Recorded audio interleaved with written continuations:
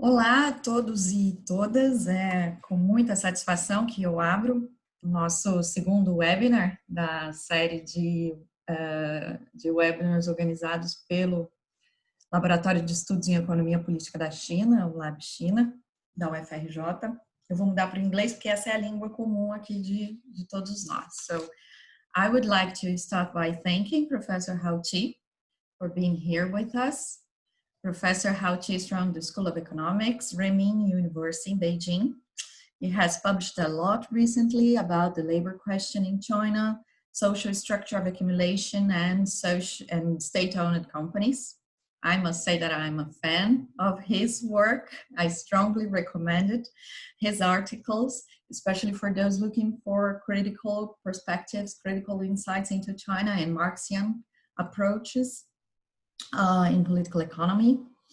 Last year, he has published 2 articles on the labor question in China, Semi-Proletarianization in dual economy, the case of China, and putting precarity back to production, the case study of Didi drivers in the city of Nanjing, China, both at the Review of Radical Political Economy.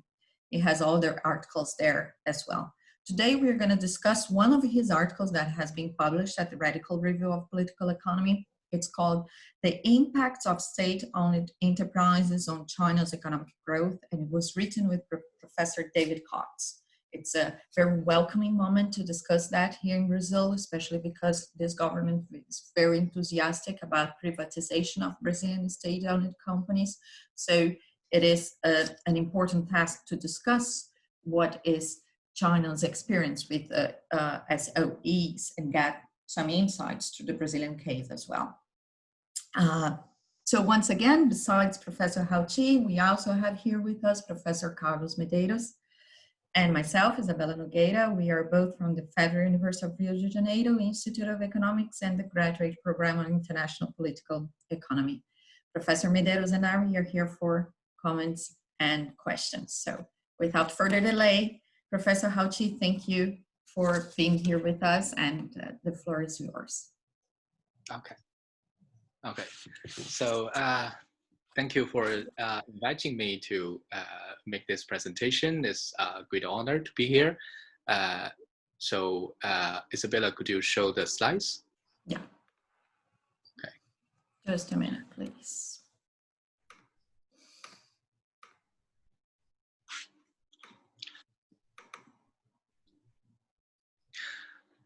Okay. So what I'm going to talk about today is China's state-owned enterprises, and I give a title of this presentation, The 4 Facets of China's State-Owned Enterprises. So generally, I will talk about the controversies about these enterprises and different aspects of these enterprises. Next.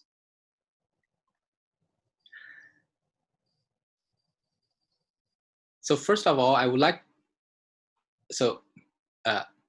one slide before.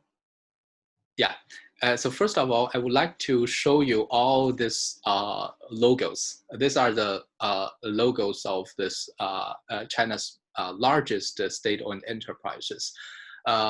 These are largest state-owned enterprises, and they are also the largest companies in China. And some of them are also the largest, among the largest companies of the world. And maybe you are familiar with some of these enterprises like PetroChina or Sinopec, these oil companies. And all these companies, most of them concentrate in the so-called heavy industries, which means they mainly produce means of production, such as energy, electricity, mining, metal, and also machinery, electronics, so on and so forth. Next. So this presentation is based on the paper David Kotz and I wrote last year, and it is published this year in the Review of Radical Political Economics. This paper is generally about the relationship between state-owned enterprises and China's economic growth on the regional level. So the main argument of this paper is that we find there are pro-growth roles of state-owned enterprises in two aspects. The first aspect is that the SOEs can stabilize economic growth during economic downturns by carrying out massive investments.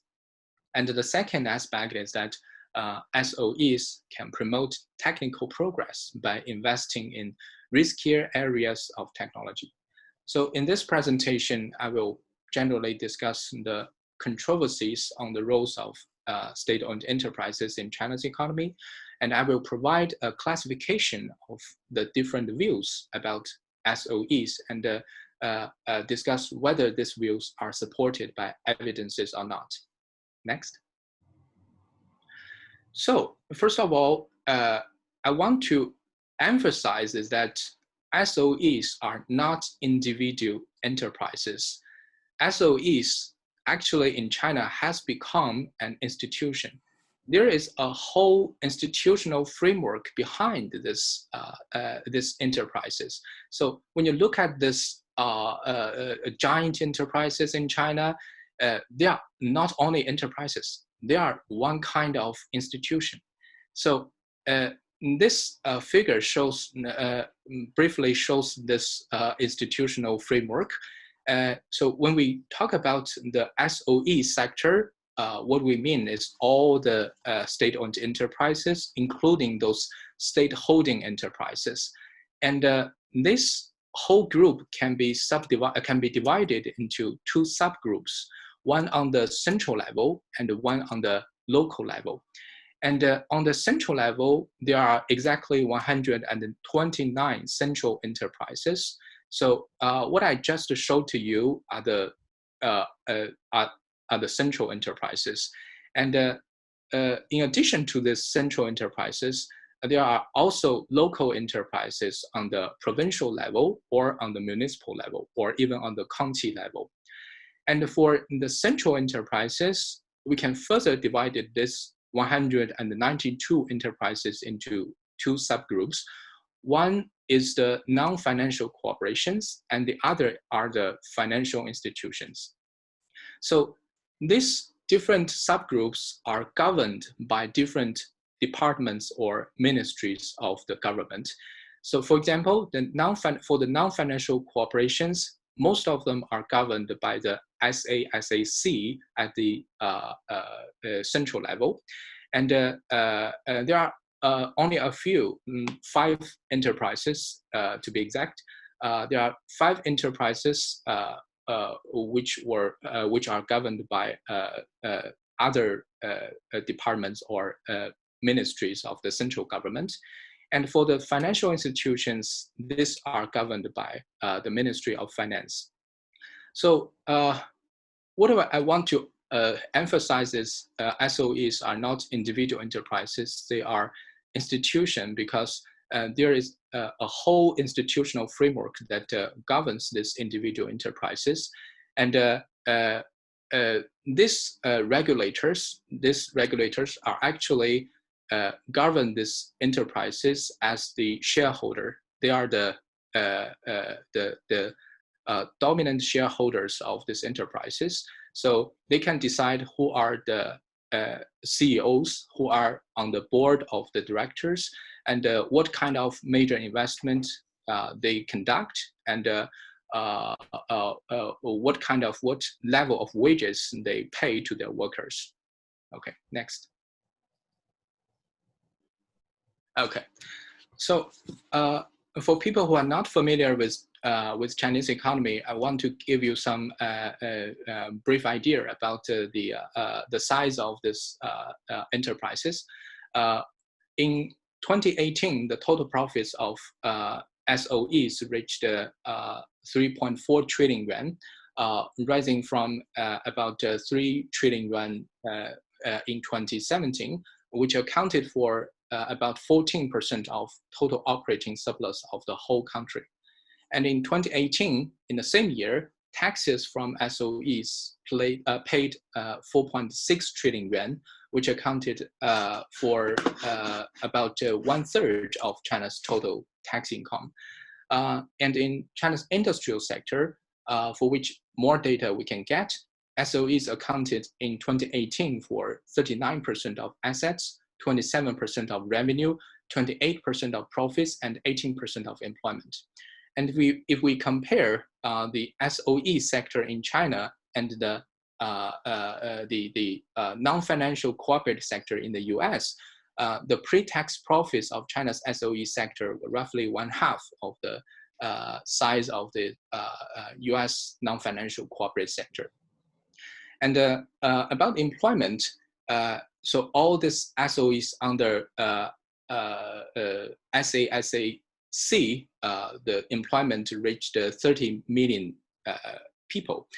And for the central level state-owned enterprises, it's about 13 million people.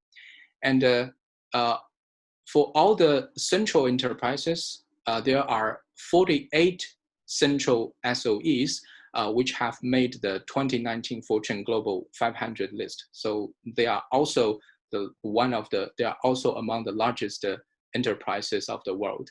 Next. Okay.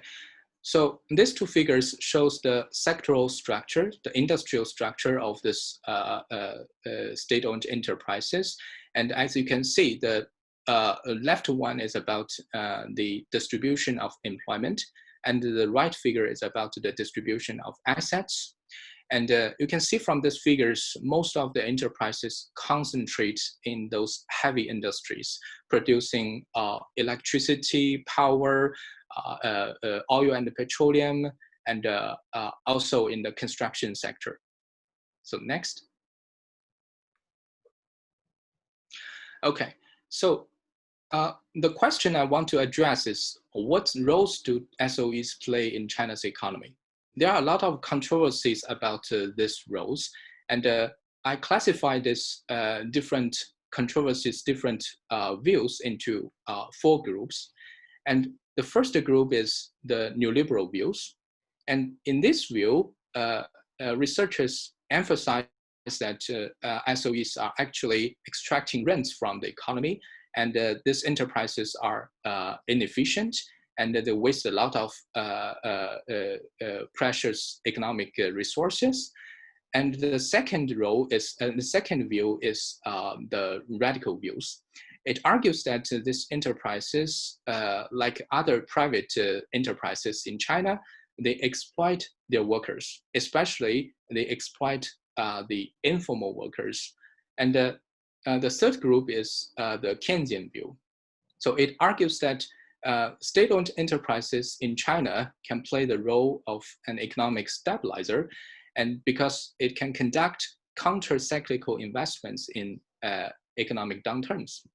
And the last one is what I call Marxian-Schumpeterian views. It argues that these enterprises lead major innovations in the economy.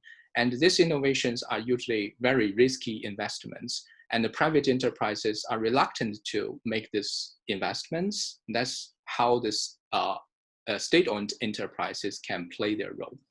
So if we consider the different aspects of SOEs, there are 2 different aspects. There are 4 different aspects. The first aspect is SOEs as rentiers. So the second one is SOEs as exploiters. And the third one is SOEs as investors. And the last one is SOEs as innovators. So next, I will talk about these aspects of SOEs. Okay, so the first one is about the role of SOEs as rentiers. There are a lot of studies, mostly from orthodox economics. They argue that SOEs are inefficient on the micro level. And this inefficiency is because of the principal agent problem or the soft budget problem. So by the principal agent problem, what they mean is actually there's no private owner in these SOEs, in these enterprises. But if you look at many private firms, they also don't have individuals as their shareholders. Many of their shareholders are institutions rather than individuals. And this argument also suggested that this state-owned enterprises use economic resources in an inefficient way, and they squeeze the resources that can be more efficiently used by private firms. So what the evidences they have to support their argument? So most of all, most of this of these studies will talk about the profitability of the different enterprises. And what is ironic is that sometimes you can find that state-owned enterprises perform better than private firms in terms of profitability, which means this state-owned enterprises have higher rate of profit than private firms. And in those cases, this neoliberal studies will suggest that it is not because the state-owned enterprises are more efficient. It is because they are monopolize the market. So that means no matter the rate of profit is low or high for state-owned enterprises, this neoliberal view can be supported by evidence, by some kind of evidences. And the second of evidences is from econometric analysis. Generally, this is exactly what we talk about in our paper, and it is about the relationship between the share of SOEs and economic growth. But our econometric results have shown that there are three arguments in our results. The first one is there's no significant contemporaneous effect of the share of SOEs on regional growth. And the second is a higher share of SOEs is favorable to long-run economic growth. So the third one is a higher share of SOEs can offset the adverse effect of economic downturns on the regional level. So next. Okay, so if you look at the profitability data, what this profitability data can tell you. So this is the profitability of state-owned enterprises and the all enterprises in the industrial sector. And you can see that for most of the years, state-owned enterprises have lower rate of profit than the general level. But this figure does not tell you all the truth, because in different types of enterprises, there are different labor norms. In terms of working time and in terms of wages, the norms in state-owned enterprises are better than private enterprises. So a lot of data have shown that the working time in SOEs are relatively less than the working time in private enterprises. And also, in terms of wages, state-owned enterprises paid much higher, 80% higher than private enterprises. So if you look at the profitability, this data actually cannot tell you everything, cannot tell you which enterprise is more efficient and which is not, because they have different kinds of labor norms. Okay, next. And for many econometric analysis about the state-owned enterprises and its impact on economic growth, we found there is a trick, because many of these studies would use the green category in this table, which is called the state-owned unit employment, which accounts about 8% of the total employment of the country. But this category is not exactly state-owned enterprise employment. What we mean by state-owned enterprise employment are the sum of the two blue categories. So as you can see that the green category include the state-owned enterprise employment, but also it include employment from government and government-funded institutions, so such as hospitals and universities. This is the reason why most of this econometric results shows that state-owned enterprises are unfavorable to economic growth. Next.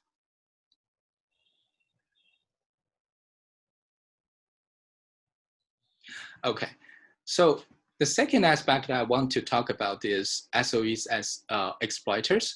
This refers to the fact that SOEs are using increasingly more informal workers, especially dispatched workers, most of whom are migrant workers, and paying them the market wage, which is lower than the wage level of formal workers at state-owned enterprises. For example, a 2012 report from All China Federation of Trade Unions shows that the dispatched workers accounted for 16.2% of all SOE employees. If you look at sectors such as construction, this figure will be higher. And this means that the formal-informal dual structure of the economy have been replicated inside SOEs. So the point is, how do we interpret this fact? So informalization has been a general trend of China's labor market, which has taken place in both private firms and state-owned enterprises.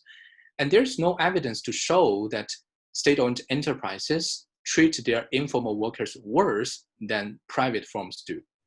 The dual structure reminds us that SOEs today are no longer socialist factories 20 years ago. In pursuit of profits and facing the competition with their private counterparts, SOEs tend to follow the common practice of treating migrant workers while keeping the norms of for formal workers. Okay, next. So the third aspect is about innovation. So SOEs can play the role of an The third aspect is about SOEs as investors. SOEs can play the role of an economic stabilizer during economic downturns. So as Keynes have argued that fundamental uncertainty has been, fundamental uncertainty is the crucial barrier for people to make investment, for firms to make investment. And in this respect, the SOEs have some institutional advantages to overcome these barriers. For example, in economic downturns, banks are more likely to lend to SOEs than to private firms because state-owned enterprises are more reliable in economic downturns. And also, state-owned enterprises have some kind of political responsibility during economic downturns because all the presidents of these large enterprises were appointed by the Central Committee of the Communist Party. So if the Central Committee or the central government send a signal to these enterprises during economic downturns, these enterprises will be investing in their particular area and to support the economic growth. But there are some potential risks in this institution because as you can see, these enterprises all concentrate in these heavy industries. So in economic downturns, if the SOEs expand their investments while private firms do not expand their investments, it is very likely to lead to imbalance between heavy industries and light industries. And this problem will be translated into other kinds of problems, such as the debt problem and the deflation and so on and so forth. Next. Okay, so this is my favorite figure. It shows the counter-cyclical investments of SOEs. And these two curves are actually the growth rates of state-owned investments and non-state-owned investments. And you can see from the figure in different periods, the state-owned enterprises actually act counter-cyclically in terms of investments. For example, during the years around 2009 and during the years around 2016, there were slowdowns in private investment, but there were actually acceleration of state-owned investments. Next.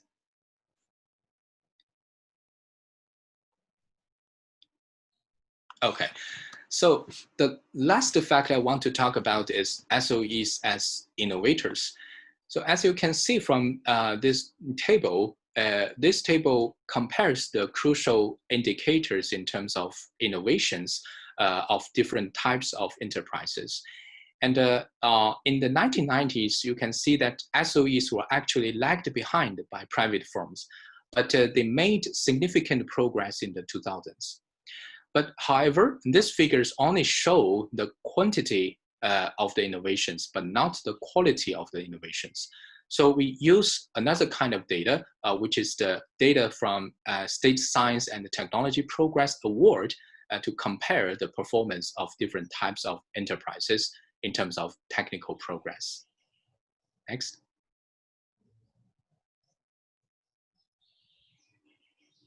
Okay, so this award is one of the 5 most important state prizes for science and technology. It is also the only one that can be given to organizations. So by organization, I mean universities, research institutes, hospitals, and enterprises. These are the most important awards that can be given to enterprises. And some of this technical progress are very important, play very important role nowadays in China, such as the high-speed railway and the hybrid rice. Next.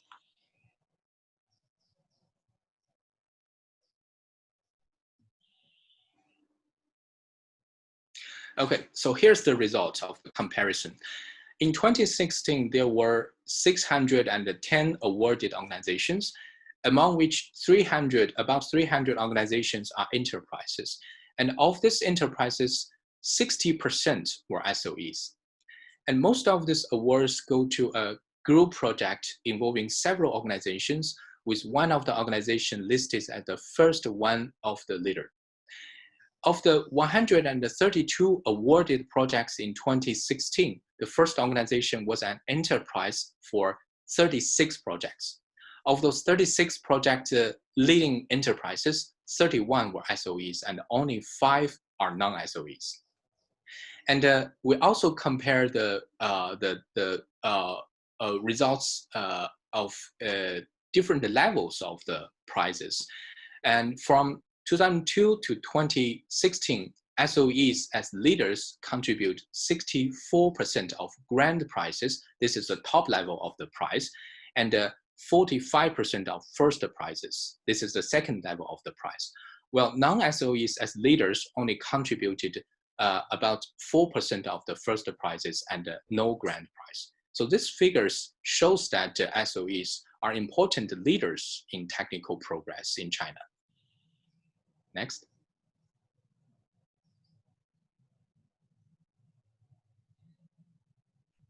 Okay, so what are the implications of this discussion? So first of all, I want to emphasize is that China's SOEs today are very different from the ones 30 years ago, 20 years ago, or even 10 years ago. They changed a lot. So to evaluate the economic roles of these enterprises, researchers must take into account the historical context in which SOEs operate and the advantages of SOEs relative to their private counterparts, rather than comparing different forms in a unique theoretical environment with a unique criterion. And also, another implication is that developing countries in the neoliberal globalization tend to face economic instability and also technological disadvantages. For these countries, there are better options than privatization and liberalization as recommended by neoliberal policies. China's SOE institution provides such an option. So that's my presentation. Thank you. Thank you. Thank you so much. Let me go back to the three of us there on the screen. Yeah, here we are. So, Professor Carlos Medeiros, please, the floor is yours for a couple of comments. Thank you very much, Professor Hao Qi. Thank you. Thank you. I appreciate very much your paper that you wrote with David Kotz. I think that today is really very important to understand what's sustained so high rate of growth in China and the role of the institutions. And as you show your paper, the role played by a state-owned enterprise is really very important. Okay, I just have some questions just to elucidate some problems that for me is very difficult to hear in Brazil and to research and to study on China. And first of all is the data about the share of state-owned and state-held enterprise in China, and even the role played by small companies that are connected with non-private enterprise that can be small companies that the state just has an influence in decision of investment and all that. So what is particular, what's the whole of state enterprise and state-hold enterprise in China? For me, it's not so clear. You made the point of this 100 and something as the biggest one, but besides that, probably a lot of other enterprise are under control of the state. So I'd like to hear something about the data, the classification and all that. This is one point. The second point is that, okay, you made a very interesting point saying that the role of state-owned enterprise is to act as anti-cycle stabilizers. But why not to consider as well as a permanent growth enhancing engines? That is not only because you can act just making a stabilization, but you improve for a faster rate of growth that could be different if there is no public enterprise. The third point is, what is specific in the decision make of this enterprise very different from the private decisions? Because somehow in many countries, including in Brazil, some public enterprise act as private enterprise in looking for just the rate of profits and all that. And so what's the difference that you make from the decision taken by state-owned enterprise and private enterprise?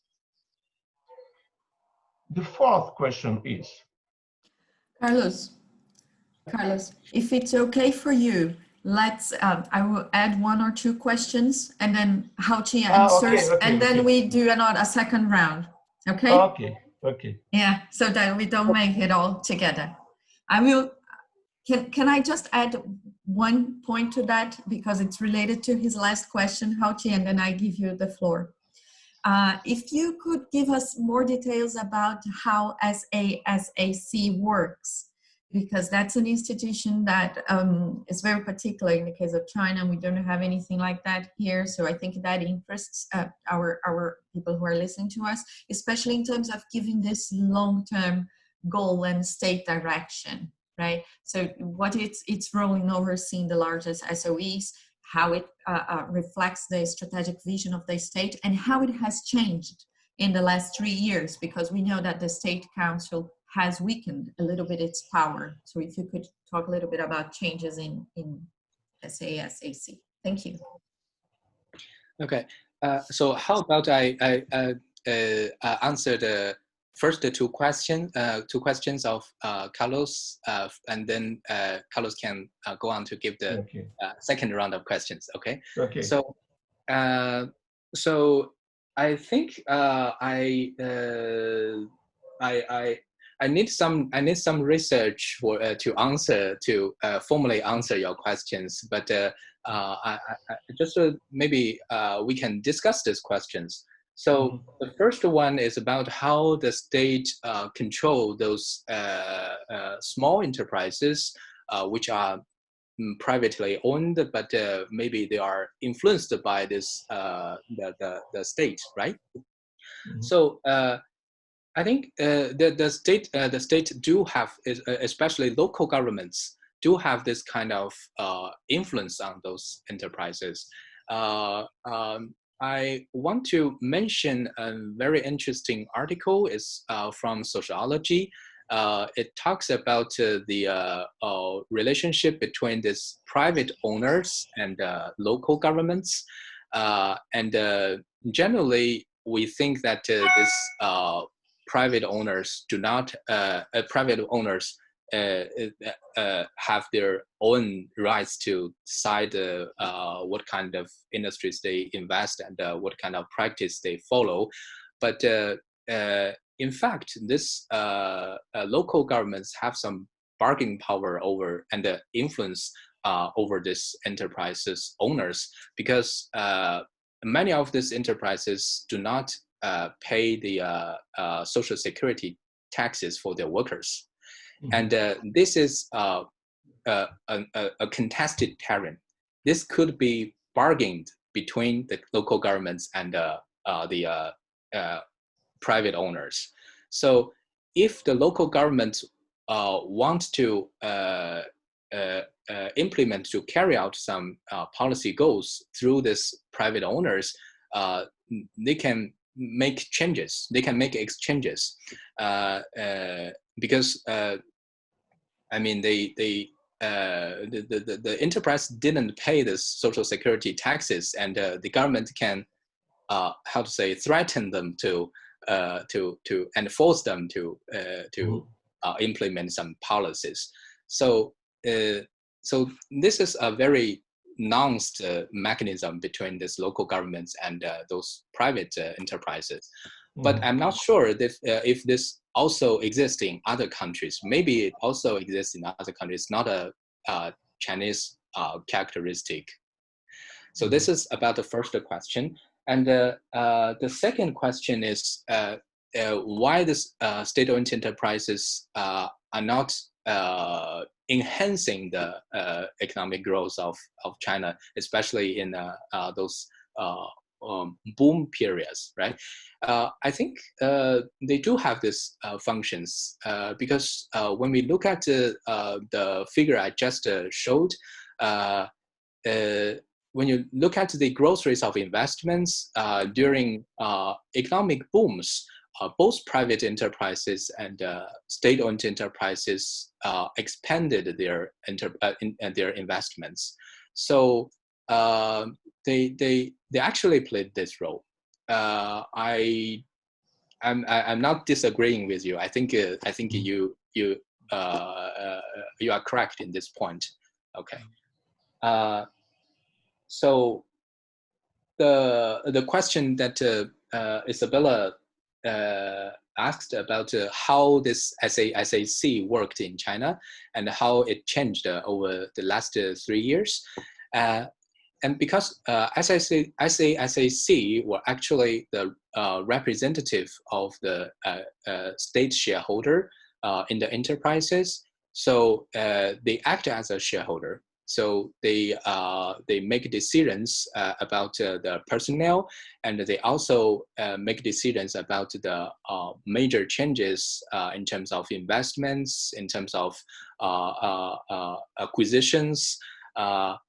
but in the last 3 years, there was some changes in the role of SAC because there is a new policy that encourages the mutual shareholding of private and state capital.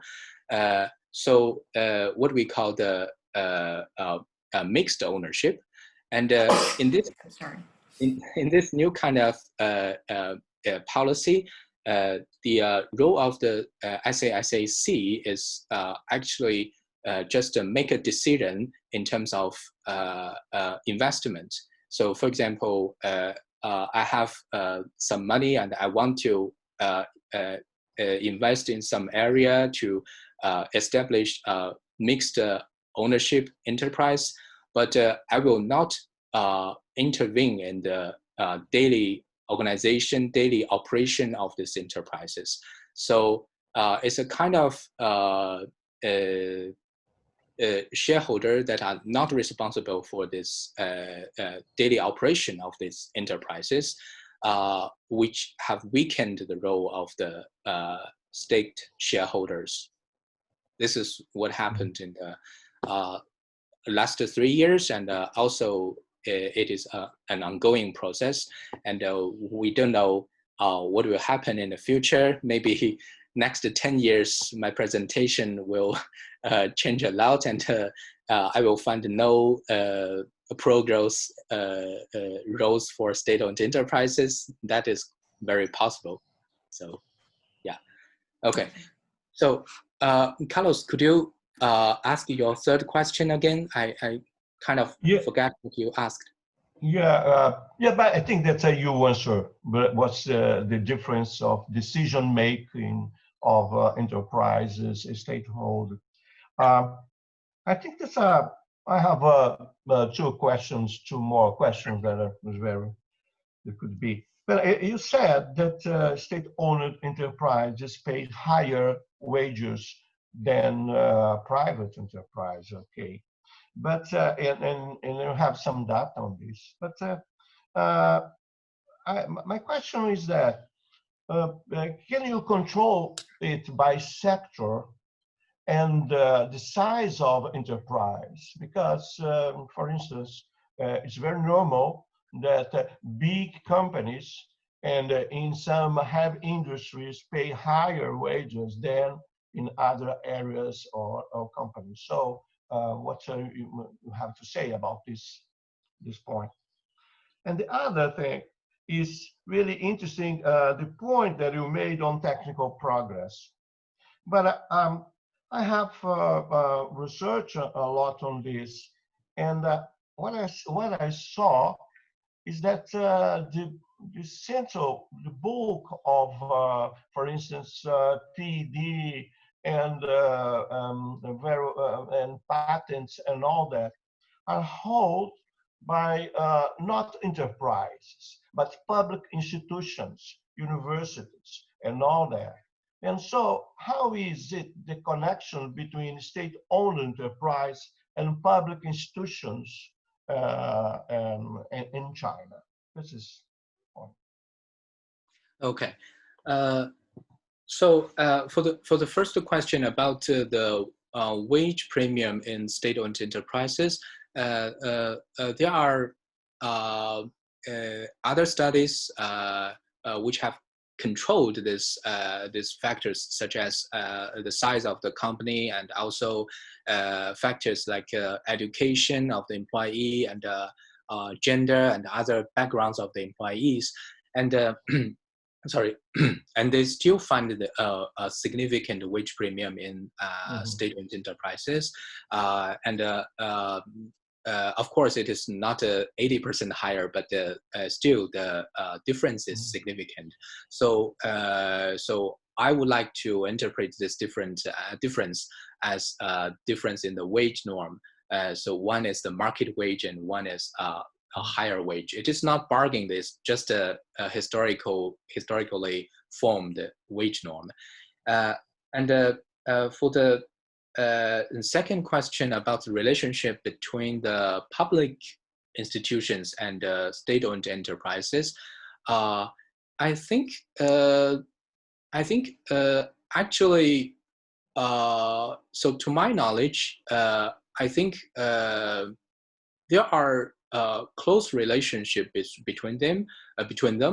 There are cooperations between them, and I know some cases that this state-owned enterprises make donations to universities to establish research centers to support those labs, and also some universities, especially in science and technology, have particular departments, and they have a long history of cooperations. For example, their graduates will work in those enterprises, and I think this are very close relationship and a long-term relationship.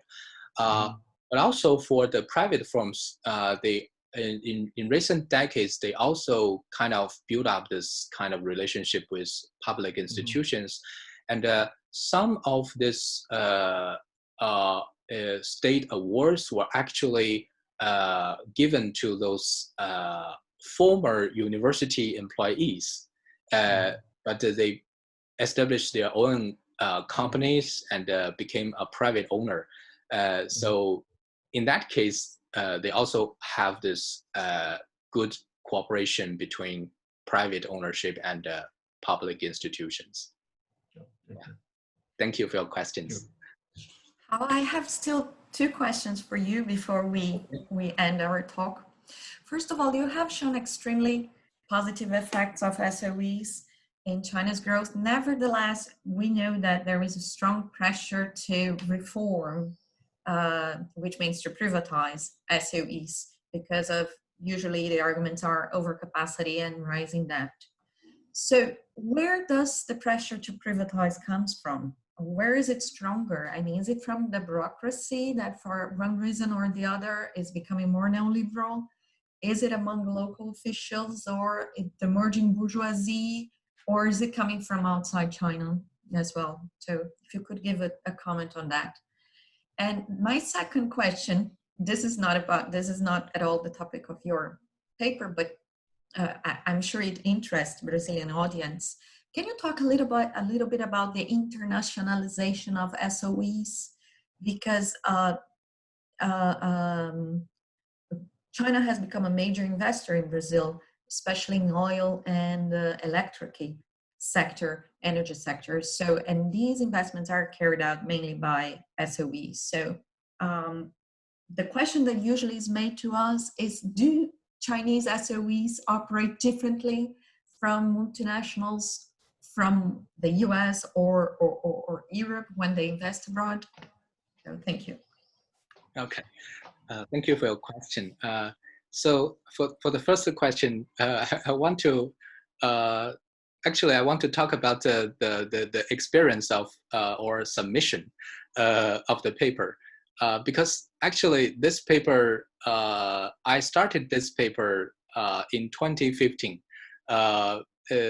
5 years ago, and I wrote that paper actually first in Chinese, and I submitted to a Chinese journal, but it takes about 1.5 years to review my paper and reject my paper.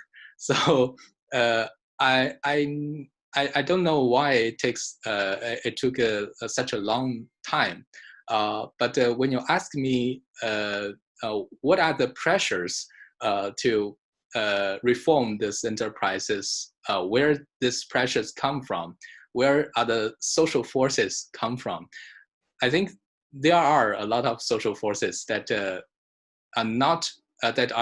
reluctant to admit that SOEs are good for economic growth. They are kind of influenced by neoliberal economics, or they just want to believe some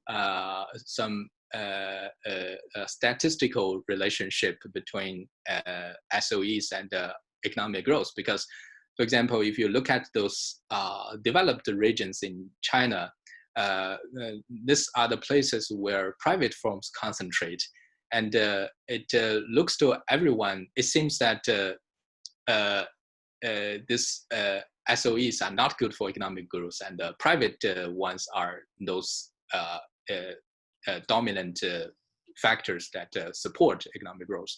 But if you look at the causality of this relationship, you want to think about what the state-owned enterprises do in terms of stabilizing the economy and also technical programs.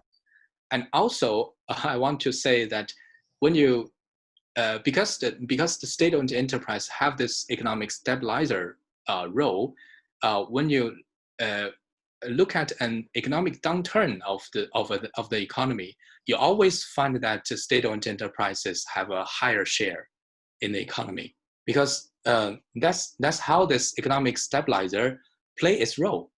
So if people just want to make a decision from the appearance of this relationship, then it is very likely for them to conclude that the SOEs are bad for economic growth.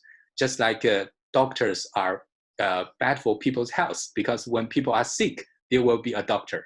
And because when the economy is in the downturn, there will be more state-owned enterprises, right? So, so let's come back to your question. What are the social forces where the pressures come from?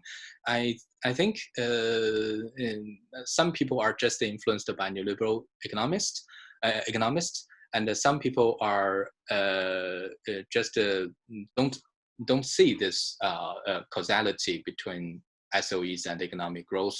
Don't see the facts, the roles that played by these enterprises. And also, I think there are people who engage in this debates, engage in these controversies, have their personal interests in this reform of state-owned enterprises. They can make money. They can make money from this privatization or reform of state-owned enterprises. But this social forces also have some counter forces to balance. So in China, also a lot of people are supporting, like me, are supporting state-owned enterprises and want to see a healthy state-owned sector in the future. So maybe in the future you will see more debates and more struggles between these different social forces. Okay, so that's the first question. The second question about the internationalization of SOEs. To be frank, I'm not familiar with the Brazilian economy. I went there for just once. But to answer your question, I participated in a very interesting project. It's about the role of Chinese enterprises, both state-owned and private. Chinese state-owned enterprises in the creation of jobs in Ethiopia and Angola in Africa. So that project found very interesting results. So it shows that, so usually people will say that Chinese firms, no matter state-owned or private, will pay very low wages to workers in the overseas market, especially in Africa. But that project found that they are just paying the market wage, and their workers are actually saving more than the workers hired by other foreign capitals. So what I want to say is that so China's state-owned enterprises might be different from other foreign companies in terms of the pursuit of profit. Their pursuit of profit is not as strong as private companies. What they want to do is just growth, the growth of the company and the growth of the economy. So that's they are not maximizing their profit, but maximizing the potential of growth. And I think this is also related with the ownership and also the history of state-owned enterprises. Because in the history, this state-owned enterprises have some kind of political responsibility to realize the goals of the state, and if the state wants the state cooperation to invest in a foreign country, the top priority is not profits. The top priority is kind of economic relationship between the two countries and the win-win situation for both countries. So I think that's why I can say that China's state-owned enterprises might be different from other foreign capital. But that may be an argument for the current situation. We don't know what will change in the future. But so far, I can say it is different. All right.